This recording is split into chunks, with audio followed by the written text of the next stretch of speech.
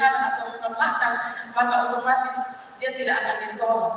Tapi mungkin karena janda ini adalah janda yang hidupnya diberkati dan dia juga menjadi orang yang sangat baik dengan tetangganya, sehingga tetangga-tetangganya memberikan bejana ini untuk dipakaikan kepada sang janda ini.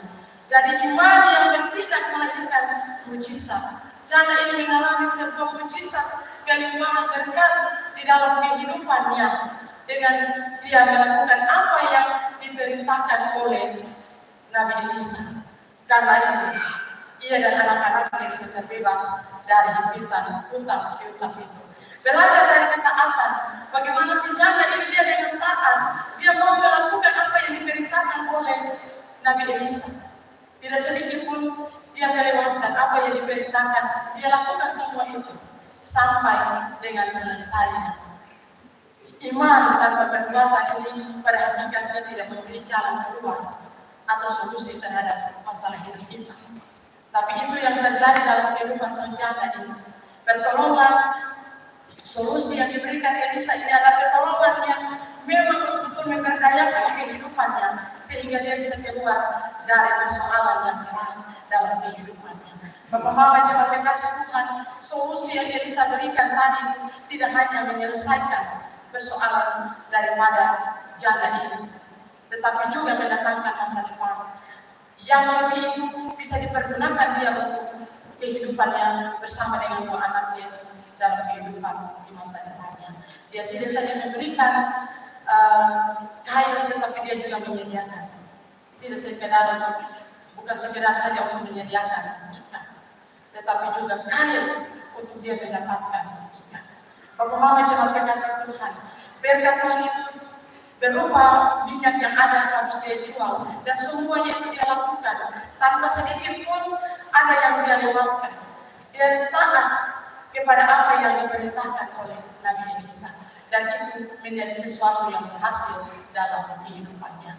Bapak Mama datang pada Tuhan bila kita ada beban. Mari kita sebagai keluarga Allah, kalau kita terhimpit dengan segala persoalan kehidupan kita, mari kita gunakan komunikasi. Komunikasi itu bukan saja kita komunikasi dengan keluarga, dengan saudara, dengan tetangga, tetapi kita komunikasi itu dengan Tuhan, supaya segala sesuatu itu yang terhimpit dalam kehidupan kita itu ada jalan keluar. Mungkin ketika kita berdoa, kita membangun komunikasi dengan Tuhan, di situ ada jalan keluar. Atau mungkin kita berkomunikasi dengan tetangga atau saudara atau keluarga kita, di situ ada jalan keluar juga.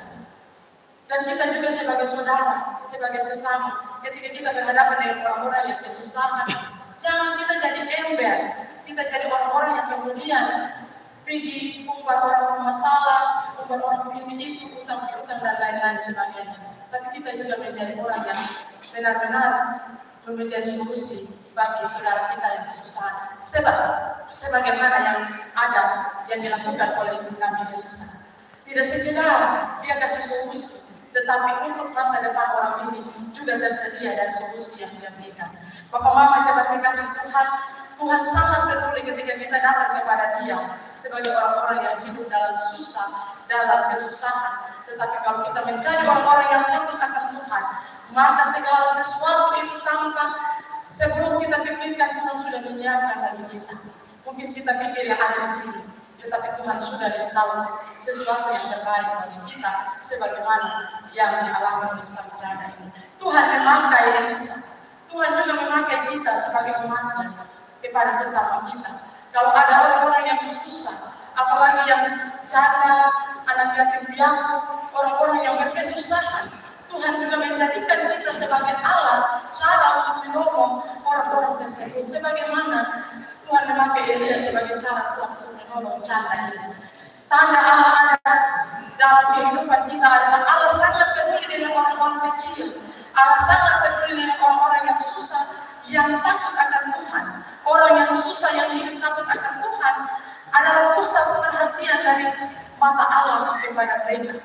Kepedulian Tuhan harus jadi daya dorong bagi kita sebagai orang Kristen, sebagai umat Allah, supaya kita jangan menjadi orang yang egois. Kita tidak hanya memikirkan diri kita sendiri, tetapi kita juga menjadi berkat kepada orang lain.